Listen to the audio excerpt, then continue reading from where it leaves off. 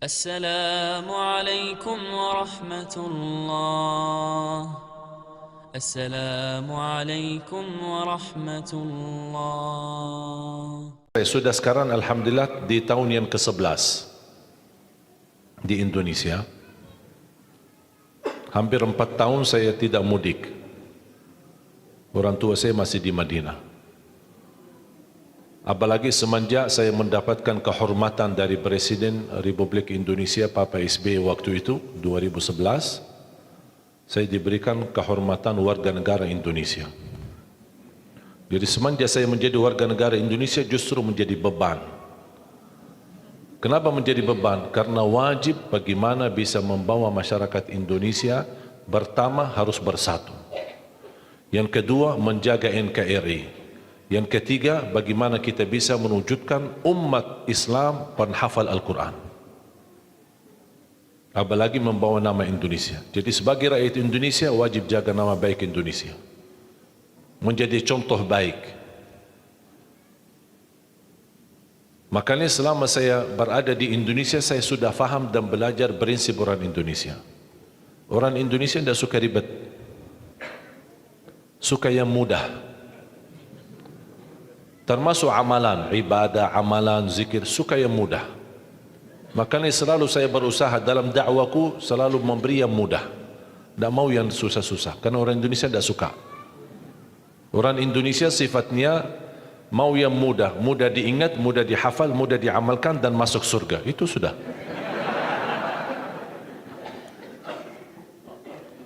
Betul kan? Makanya ketika saya setiap Ramadan bawa adik-adik saya punya saudara 12 timnas. Saya membawa adik saya, ada 5 adik kandung saya di Indonesia. Saya khususkan mereka untuk menjalani tugas mengajar Al-Quran. Karena dari 12 adik-adik saya ada Alhamdulillah 10 penghafal Al-Quran. 30 juz bukan juz 30. Jadi saya sengaja mendatangkan mereka supaya ayo sama-sama memperjuangkan, melahirkan, mewujudkan insyaAllah sebanyak-banyaknya penghafal Al-Quran. Dan saya tugaskan mereka di bulan Ramadan jadi imam tarawih. Ada yang di Jakarta, ada yang di Surabaya, ada yang di Lombok, ada yang sampai di Bali, di Kalimantan, bagi-bagi. Setiap tahun kami menghadirkan 20 imam. Ada 5 adik saya, terus yang lain-lain, saudara ada atau sahabat, teman-teman, semua pemuda tapi Masya Allah suaranya bagus dan penghafal Al-Quran. Tugas mereka bukan hanya tarawih, tapi juga tadarus Quran dan setiap masjid mereka pakai buat salat tarawih menggunakan aktivitas tahfidz. Supaya jamaah bisa memaksimalkan manfaatnya bulan Ramadan menjadi insyaAllah paling tidak bisa memperbaiki bacaan.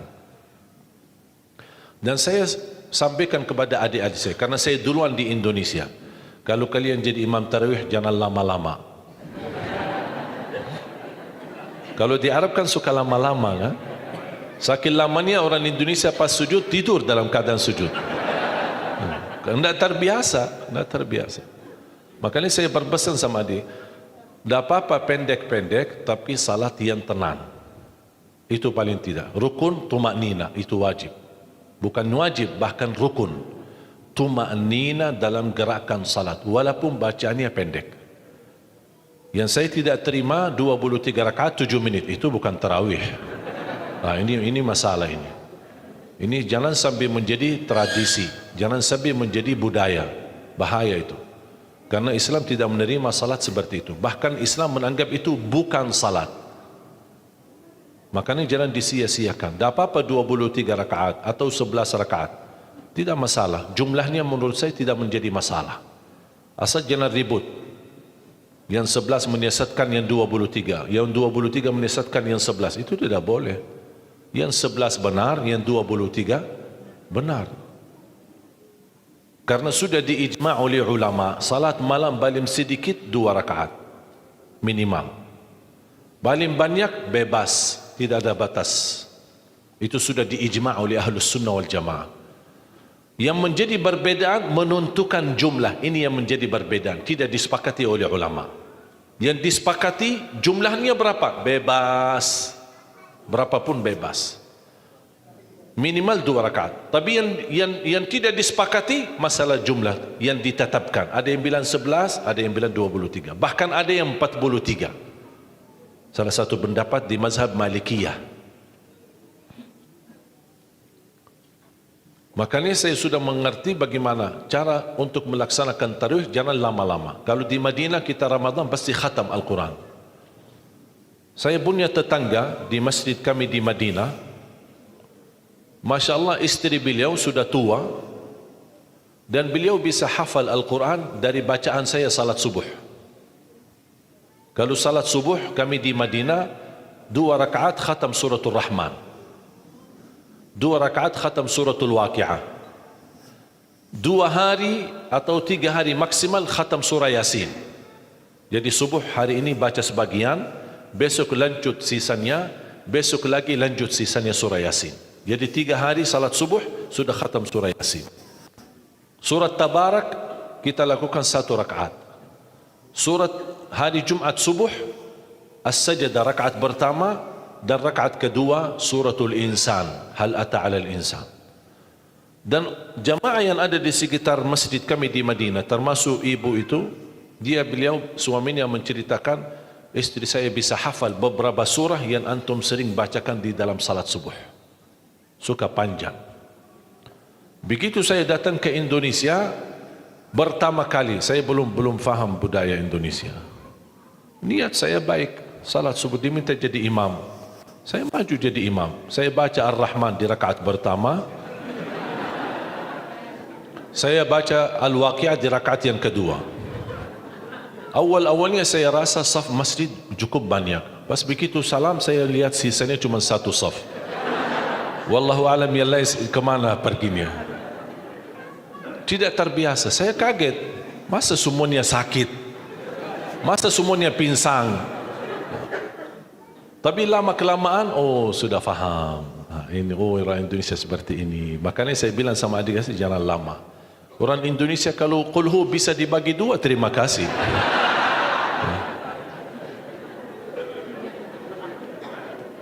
Tapi yang saya senangi di Indonesia itu semangat. Semangatnya luar biasa. Makanya saya betah di Indonesia. Saya betah bahkan jatuh cinta Indonesia. Bahkan bangga menjadi rakyat Indonesia. Sampai kadang-kadang saya ke Arab menggunakan paspor Indonesia. Tidak pakai lagi paspor Arab. Saya ke bandara, antri kan, imigrasi kan. Saya ikut jalur orang Indonesia. Sama jemaah ada rombongan. Datang petugas imigrasi. Ngapain kamu di sini? Sana kamu di sana sama orang Arab, Saya ikutin, saya pergi ke sana sama orang Arab. Sampai bertemu dengan kaunter imigrasi. Diambil paspor, lihat. Kok orang Indonesia? Ngapain kamu di sini? Pak, kok serba salah. Yang tadi suruh ke sini. Bapak di sini, kenapa kamu di sini?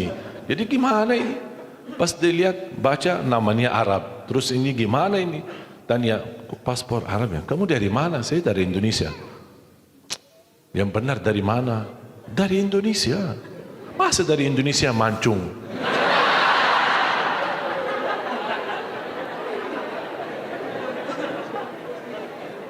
Tapi subhanallah, karena sering bolak-balik, pulang kampung, kemudian silaturahim orang tua bersama jamaah, sampai di bandara sudah kenal.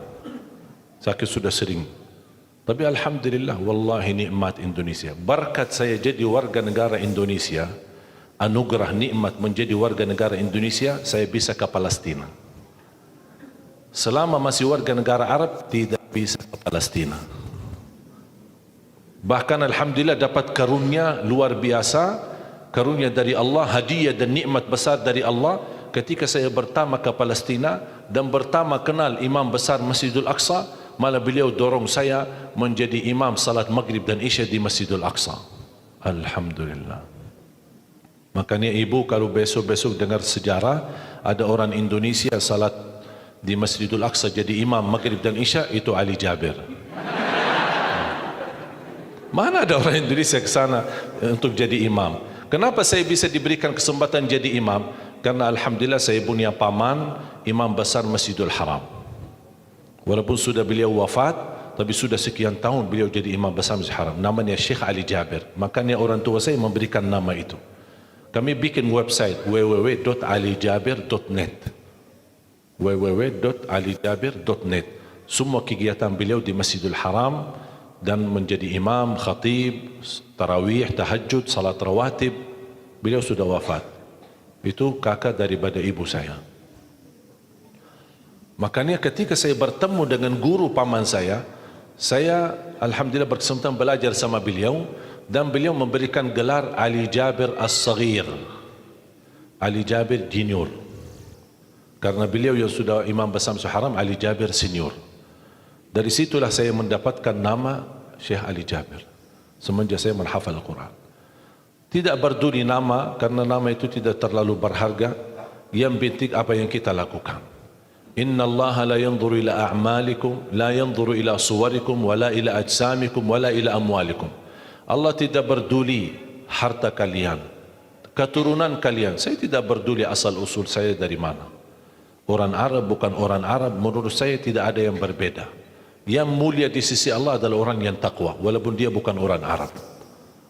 Tidak ada harga bagi orang yang memiliki keturunan Nabi kalau dia tidak menggunakan takwa dan iman kepada Allah dan amal saleh.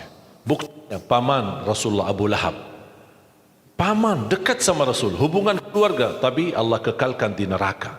Berarti Allah tidak berduli keturunan kita, asal usul kita, dan siapa diri kita.